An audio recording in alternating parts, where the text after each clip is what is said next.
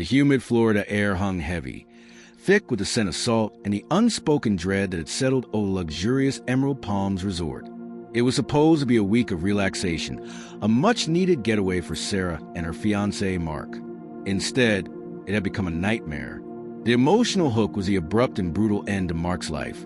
His lifeless body discovered in the resort's pristine infinity pool, the waters stained crimson. Sarah, a successful architect, found herself thrust into the role of a grieving widow, her world shattered, her future uncertain. The initial hours were a whirlwind of shock, disbelief, and the sterile efficiency of the police investigation. Detective Miller, a seasoned officer with a weary gaze, was assigned to the case. He found Sarah, a picture of elegant composure, sitting in the sterile white room, her eyes reflecting a pain that mirrored his own. Miller, a father himself, couldn't help but feel a pang of sympathy for the young woman, her life irrevocably altered by a senseless tragedy. The resort, a haven of tranquility designed to pamper its guests, now reeked of suspicion. The pristine grounds, once a picture of serenity, now felt like a stage set for a macabre performance. Each sun-drenched corner, each luxurious room, held the potential for secrets, for hidden motives. The suspense built with each passing day. The initial reports of an accidental drowning were quickly dismissed as the medical examiner revealed evidence of foul play. The idyllic facade of the resort began to crack, revealing a darker undercurrent, a world of hidden desires and unspoken resentments. The dramatic irony lay in the resort's very nature. A place designed for escape and renewal had become the scene of a brutal murder. The promise of paradise had turned into a nightmare. The luxurious amenities now a chilling backdrop to a deadly game. As the investigation deepened, Detective Miller uncovered a web of secrets hidden beneath the resort's polished veneer. There was a disgruntled maintenance worker, resentful of the wealth and privilege he saw every day. The ambitious young manager, desperate to climb the corporate ladder, willing to do whatever it took to maintain the resort's impeccable reputation.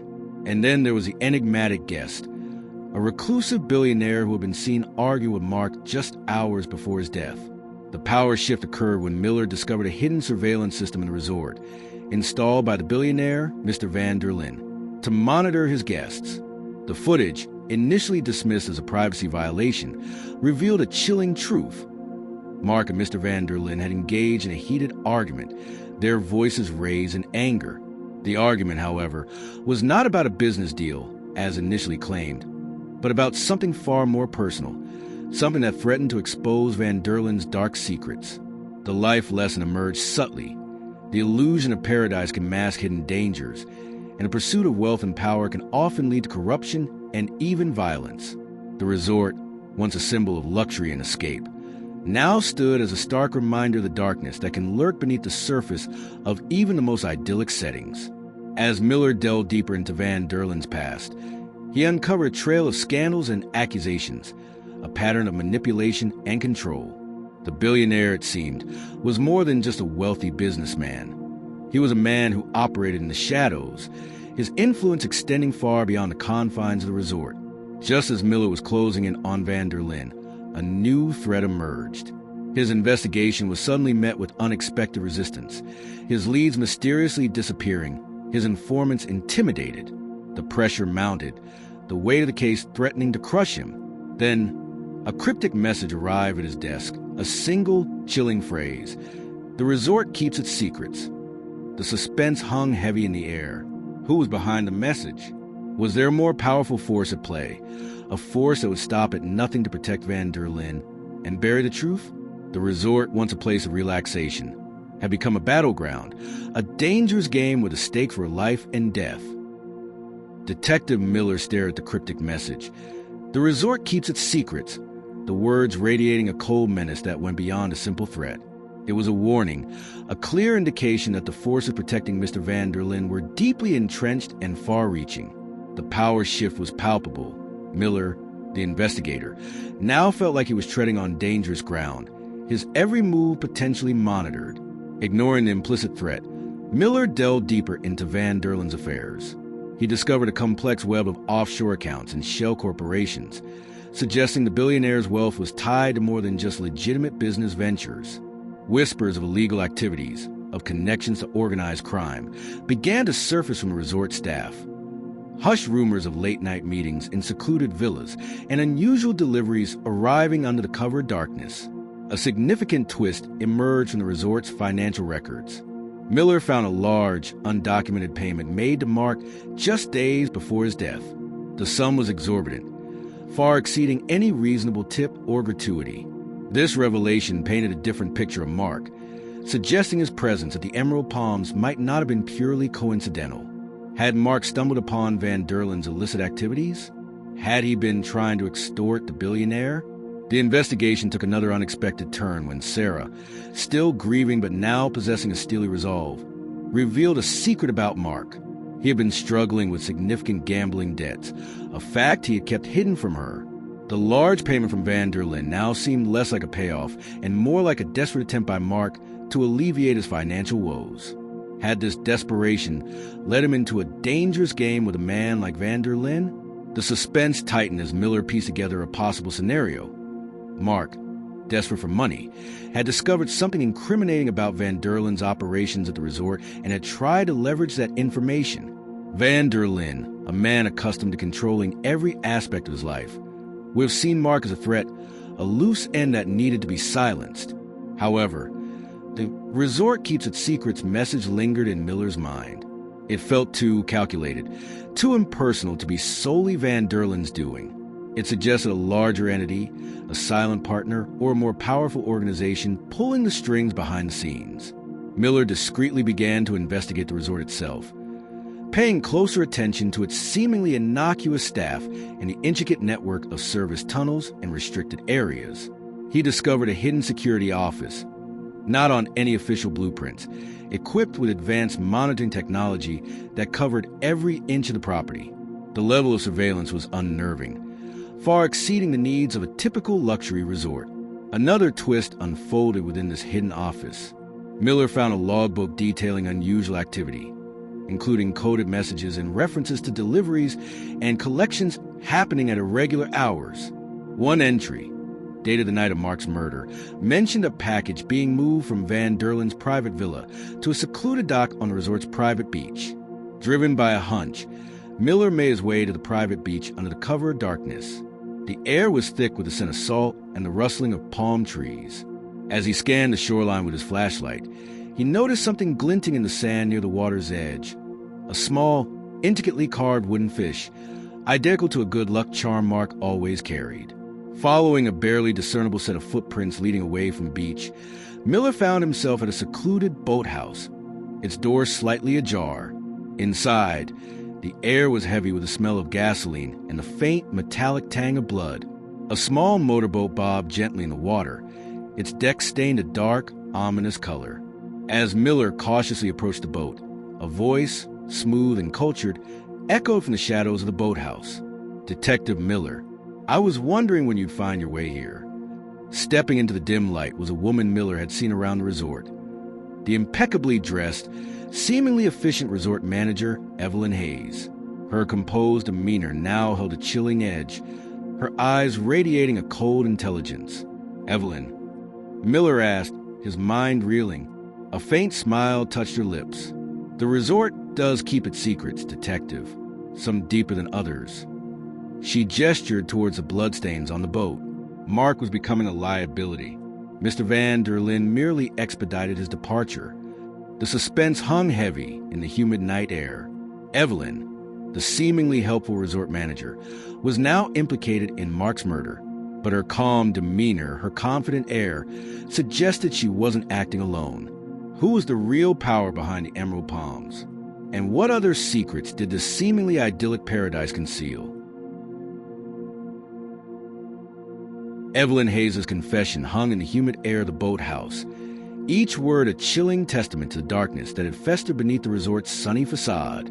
Detective Miller felt a cold dread creep up his spine. Evelyn's calm demeanor, her almost clinical detachment as she spoke of Mark's departure, suggested a level of involvement that went beyond a simple act of assistance. The power dynamic had shifted again. Evelyn, the seemingly innocuous manager, was now revealed as a key player, a silent architect of the resort's deadly secrets.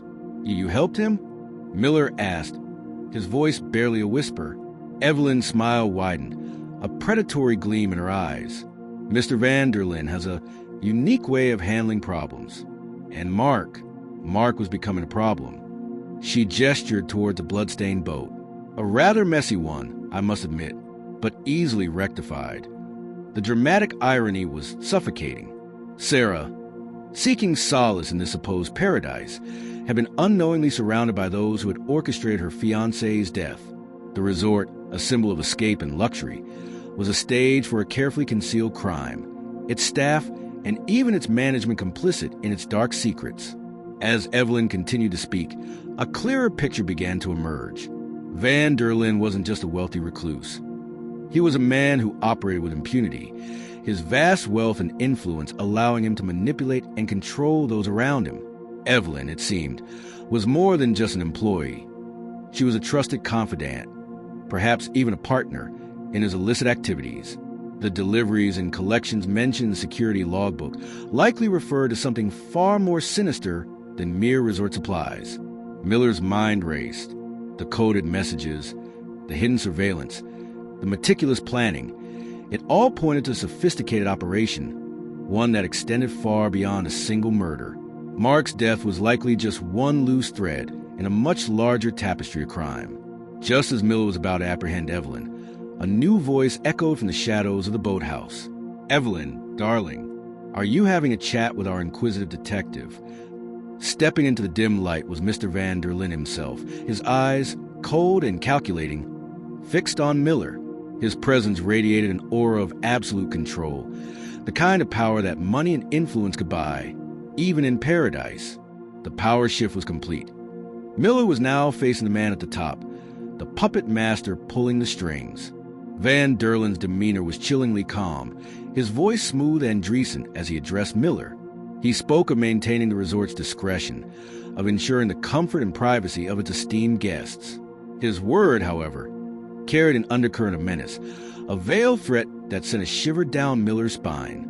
"Detective," Van der Linde said, his gaze unwavering, "some secrets are best left undisturbed, for the good of everyone, especially yourself." As Van der Linde spoke, Evelyn subtly moved, positioning herself between Miller and the exit of the boathouse. The air crackled with tension, the sounds of the gentle lapping of waves against the dock a stark contrast to the deadly game unfolding within the small wooden structure. Miller knew he was outmatched, outmaneuvered. Van der Linde's influence likely extended beyond the resort's walls, reaching into the local authorities, perhaps even further. He was trapped, facing not just a killer, but a powerful man who operated above the law. Then, a sudden sound pierced the stillness of the night, the unmistakable whir of helicopter blades approaching rapidly. A spotlight cut through the darkness, illuminating the boathouse. A voice boomed from a loudspeaker. "Police, this is your final warning. Drop your weapons and surrender." The dramatic irony was a sudden, unexpected twist. Help had arrived, but from where? Had Sarah, in her grief and determination, contacted someone beyond the local authorities? Had Miller's own quiet inquiries finally reached a higher level? Van der Linde's composure finally cracked, a flicker of surprise and anger crossing his face. Evelyn's eyes widened with a mixture of fear and fury. The carefully constructed facade of control began to crumble. But as a police helicopter hovered above, another sound cut through the night, a high-pitched whine, growing rapidly louder. It was coming from the water, approaching the boathouse at an alarming speed. Before anyone could react, a sleek, black submersible breached the surface just a few yards from the dock, its hatch hissing open to reveal. The suspense hung heavy in the night air, illuminated by the swirling spotlight and the eerie glow of the submersible's interior. Who or what was emerging from the depths? Was it more law enforcement? Or was it another player in this deadly game, a force even more powerful and more dangerous than Mr. Van der Linde? The secrets of the Emerald Palms, it seemed, ran deeper than anyone had yet imagined. The breach of the submersible was swift and silent, a stark contrast to the blaring commands from a hovering police helicopter. From the open hatch emerged not more law enforcement, but a figure clad in a sleek, dark wetsuit, their face obscured by a diving mask. They move with an unnerving fluidity, a silent predator entering the already tense scene. The dramatic irony twisted once more. Just as Detective Miller thought help had arrived, a new, unknown element had entered the equation. Their allegiance unclear, their intentions masked. The power dynamic shifted again, the arrival of this enigmatic figure throwing the already precarious situation into further chaos. Before anyone could react, the diver produced a specialized underwater rifle, its design sleek and deadly. A muffled shot rang out, and the spotlight from the helicopter shattered, plunging the boathouse and the surrounding beach into near darkness, punctuated only by the faint glow of the submersible's interior. Panic erupted. The police officers in the helicopter barked orders, their voices distorted by the loudspeaker. Van der Linde cursed under his breath, his carefully constructed composure finally dissolving into raw fear. Evelyn, however, reacted with chilling calm, her eyes fixed on the diver with an unnerving recognition. "Silas," she whispered, her voice barely audible above the whirring of the helicopter blades. The twist was a shocking revelation. Silas, the seemingly harmless maintenance worker Miller had initially questioned, was not only connected but was a highly skilled operative, emerging from the depths like a vengeful phantom. His resentment, Miller now understood, ran far deeper than mere dissatisfaction with his job. Another muffled shot echoed, and one of the police officers rappelling from the helicopter slumped silently into the water. The diver, Silas, was a lethal force, his movements precise and deadly. The boathouse, once a potential scene of arrest, had become a kill zone. Van der Linde, realizing the gravity of the situation, made a desperate attempt to escape, shoving Evelyn aside and scrambling toward the back of the boathouse. But Silas was too quick. A third shot found its mark, and the powerful billionaire crumpled to the ground, his reign of control ending not with a whimper, but with the silent finality of a gunshot in the dark. Evelyn, surprisingly, showed no remorse at Van der Linde's demise. Her gaze remained fixed on Silas, a strange mixture of fear and something akin to respect in her eyes. "You were always the cleaner, Silas," she said, her voice devoid of emotion. "Efficient as always." The life lesson, stark and brutal, became clear. Beneath the veneer of paradise, a ruthless hierarchy often exists, where loyalty is fluid and power is absolute. The secrets of the Emerald Palms were guarded by layers of deception, and justice came not through conventional channels, but through the shadows from a man driven by his own code. As Silas turned his attention to Evelyn, his masked face unreadable, the police officers finally managed to secure a landing zone.